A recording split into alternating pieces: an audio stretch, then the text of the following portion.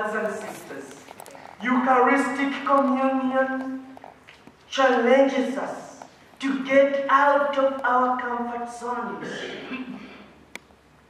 to eliminate our fears, to surrender our anxieties, to embrace one another in that selfless, self-giving love as Jesus offered us. God wants us to live for others, and He wants us to live that presence well, as He has done so by drawing us into Himself. He wants us to recognize Him present in others, as He has desired to reclaim our dignity as His children. And that is the ultimate meaning of the dismissal at the end of Mass. The Mass is ended. Go forth in peace, glorifying the Lord by your lives.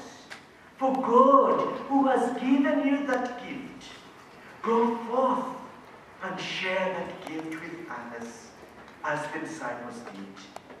My dear brothers and sisters, let us, as we participate in our Eucharist, assent to the Lord in that faith and recognize Him and share His joy and good news with others. In the name of the Father, and of the Son, and of the Holy Spirit.